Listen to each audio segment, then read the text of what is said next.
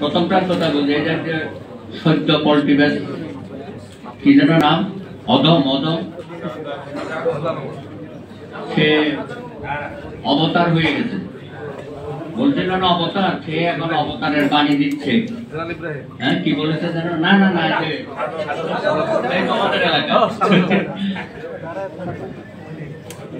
মানে অবতার এখন নৌকায় ডুবন্ত নৌকার মধ্যে গিয়ে ঝাঁপ দিয়ে পড়ে।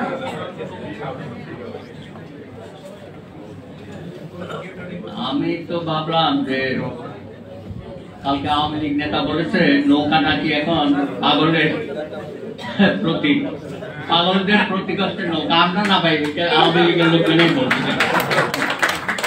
তো ওখানে তো দুই পাগল আগে থেকেই ছিল, ওবায়দুল কাদের সাহেব, যাকে আপনারা কি বলেন যেন,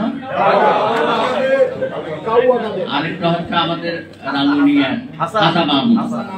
এখন নতুন পাগল গিয়ে জুটছে ওখানে, ওর নাম হচ্ছে এই যে আপনাদের।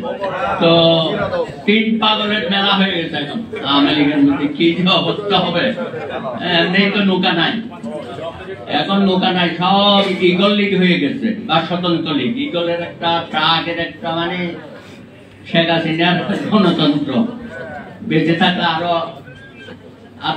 দেখার ইচ্ছা নাই। 7 তারিখে তো এটা কবর হয়ে যাবে, শেখ হাসিনারই কবর হয়ে যাবে 7 তারিখে, উনি যা করছে যাচ্ছে।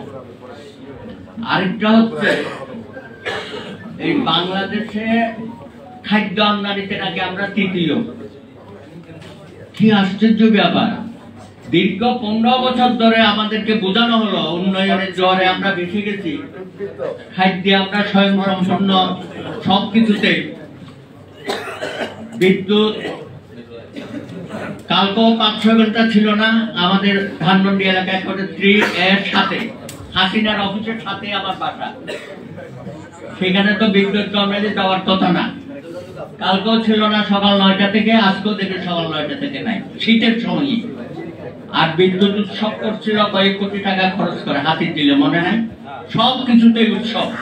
হরিপুরের গ্যাস, আরে হরিপুরের তেল চুক্তি নিয়ে তো বহু আন্দোলন করেছি এরশাদের সময়, পরে সেই তেল চুক্তি বাতিল করে বিএনপির সময় আমরা খন্দকার মোশাররফ তখন পেট্রোলিয়াম ওনার মাধ্যমে আমরা কিন্তু এটা বাতিল করেছি হরিপুর তেল। সেখানে নাকি আবার তেল পাইছে, 1 সপ্তাহ পরে বলছে যে না, এটা বেশি বেশি বলা হয়ে গেছে। যারা বলেছিল আমাদের বিদ্যুৎ প্রতিমন্ত্রী সৌকত, ওনারাই এখন বলছে যে এখানে সেরকম কিছু পাওয়া যায় না, কিন্তু উৎসব হয়ে গেছে আমাদের। এরা এত বেশি উৎসব, এই যে পিঠাপুলি উৎসবও দেখবেন, কয়েকদিন পরে দেখবেন যে গণভবনে পিঠাপুলি উৎসব, ওই যে নির্বাচন কমিশনে পিঠাপুলি উৎসব, প্রত্যেক থানায় থানায় পিঠাপুলি উৎসব, এগুলো শুরু হবে। ভাই তুমি তো হয়ে গেছে, মানে পুরা রাষ্ট্রটাকে নিয়ে একটা থামাশাই পরিণত করেছে। এখানে মানবাধিকার, গণতন্ত্র, এগুলো শেখ হাসিনার আমলে এগুলো আলোচনা করার কোনো দরকার নেই। এখানে আমার বক্তারা সবাই বলেছেন এখন রাজপথে যাওয়ার সময়, জনগণের সাথে সম্পৃক্ত হওয়ার সময়। ইউনাইটেড লয়ার্স ফ্রন্ট সেও লিফলেট নিজে ছাপিয়ে, আমরাও নিজেরা বেরিয়ে যাবো জনগণের কাছে। এর বাইরে এই সেমিনার করে বা এসি রুমে বসে আলাপ আলোচনার সময় এটা না। এখন যে কোনো ভাবে হোক শেখ হাসিনাকে পতন ঘটানোর জন্য আমাদের যা কিছু করণীয় আমাদের তাই করতে হবে। তাই আমি মনে করি এগুলো একাডেমিক আলোচনা আমরা অনেক করতে পারবো।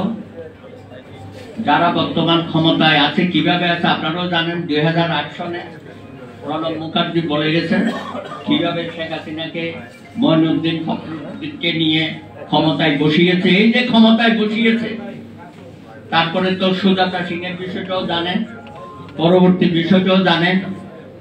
আরে মোদী সাহেবের এখানে সোনিয়া গান্ধী বলেছে মোদী হচ্ছে গণতন্ত্র হত্যাকারী, একটা সাম্প্রদায়িক, উগ্র সাম্প্রদায়িকতা ভারতবর্ষে চলতেছে। আর তার সহযোগিতা নিয়ে আরেকজন, এটা আমি তো মনে করি মুসলিনী, হিটলার তারও লজ্জা পাবে শেখ হাসিনার এইসব কর্মকাণ্ড দেখলে পরে। শেখ হাসিনার স্থান হবে হিটলার, মুসলিনী, শেখ হাসিনা। এই জায়গায় আমাদের দেশটাকে নিয়ে গেছে। আন্তর্জাতিক ভাবে সারা বিশ্ব আমাদের দিকে তাকিয়ে আছে।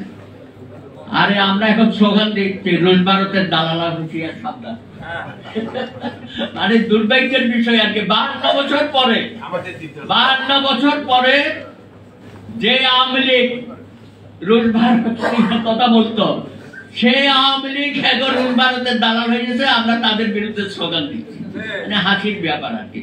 তো যাই হোক, আমি আজকে আর কথা বাড়াবো না, আমাদের রাজনৈতিক নেতৃবৃন্দ আছেন।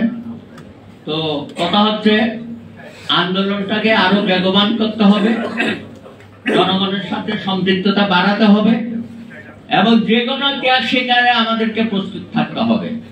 প্রয়োজনে রক্ত আমাদের ভাইয়েরা দিয়েছে, ইতিমধ্যেই দেখেছেন লক্ষ লক্ষ আমাদের ভাই বোনরা তারা নির্যাতিত হচ্ছে এবং জেলখানার মধ্যে মৃত্যুবরণ করছে। মানে এগুলো কি, এগুলো গণতন্ত্র? তারপরে যেভাবে তাদেরকে হাত করা পড়ানো হচ্ছে, জান্ডা বেরিয়ে দেওয়া হচ্ছে, এরপরে তার কথা থাকে না। কোন পর্যায়ে আমরা নিয়ে গেছি। সুতরাং আজকে যেই বাংলাদেশ আমাদের আকাঙ্ক্ষা ছিল, যে স্বপ্ন ছিল শেখ হাসিনার হাতে, সেই বাংলাদেশ এখন ধ্বংসের পথে, ভয়ঙ্কর একটা অবস্থার মধ্যে আমাদেরকে ফেলে দিয়েছে। তবে আমাদের দেশের জনগণ সংগ্রামী এবং তারা মাথা নত করে না। আমাদের আগামী দিনের আন্দোলনের মধ্য দিয়ে এই বিশ্ব স্বৈর শাসক, বিশ্ব বেহাইয়া শেখ হাসিনাকে ক্ষমতাচ্যুত করার জন্য এবং তার অপশাসনের বিরুদ্ধে জনগণকে মুক্ত করার জন্য আইনজীবীরা যে কোনো ত্যাগ স্বীকারে প্রস্তুত আছে। সেই কথা আজকে আপনাদের সামনে আমরা বলতে চাই। ধন্যবাদ।